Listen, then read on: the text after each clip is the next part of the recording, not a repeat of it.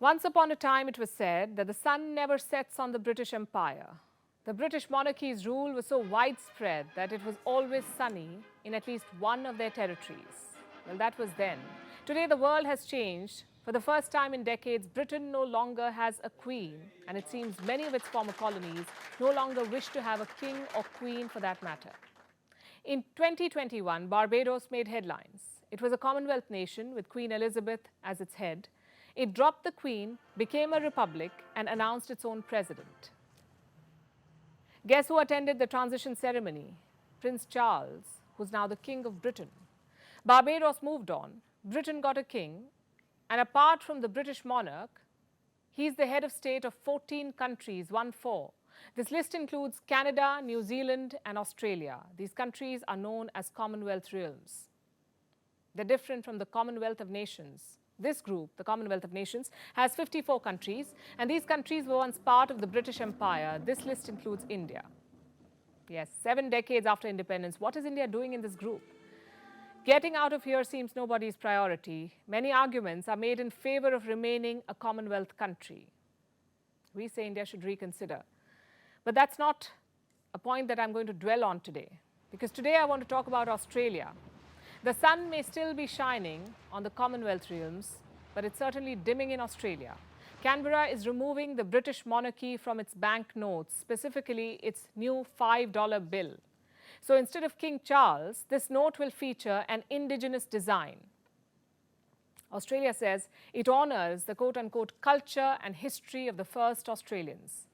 But the king is not being dumped altogether. He's likely to appear on coins. The coins currently bear the image of the late Queen Elizabeth. So Australia is breaking away from its colonial past, one step at a time. The government of Prime Minister Anthony Albanese is working in that direction. Soon after he took office, the Prime Minister created a new position, the position of the Assistant Minister for the Republic. And this led to speculation. Was Australia going to push for a referendum to become a republic? Hasn't happened yet, but it did happen some time back. This is an old debate. In 1999, a referendum like this was held. But Australian voters chose to keep the British monarch as their head of state. What explains this sympathy with Britain? And Australia is not an exception. Since the Second World War, only 20 former colonies have removed the British monarch. Only 20 countries have removed the Queen as the head of state and replaced her with a president. This includes countries like India, Pakistan, and Nigeria. Then, during the 1970s, many Caribbean islands decided to leave the Commonwealth realm, like Trinidad and Tobago, Dominica, Guyana. In 1992, it was Mauritius. Barbados waited till 2021, like we mentioned earlier.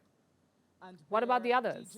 Discontent is brewing in many of them. People are unhappy that they're still part of the monarchy. Last year, Prince William and his wife Kate toured the Caribbean. The visit was to mark the Queen's Platinum Jubilee. The couple was met with protests.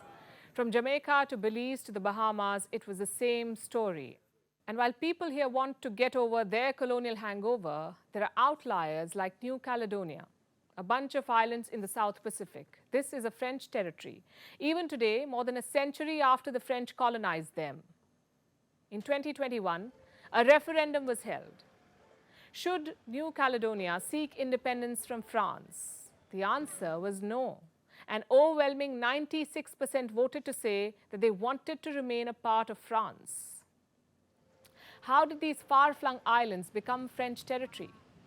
Napoleon's nephew colonized New Caledonia in the 19th century. It is 10 time zones ahead of Paris. It hosts a French military base. The territory is known as the Pebble. It is of strategic importance to France, and it's now part of a wider tussle for influence in the region between the West and China. What do these stories tell you? Colonial hangovers are not easy to shed. The political colonization may have ended for most, but cultural colonization is something that we're still fighting. Some countries are shedding the baggage, one $5 bill at a time. Others want to remain tied to the coattails of the big brother.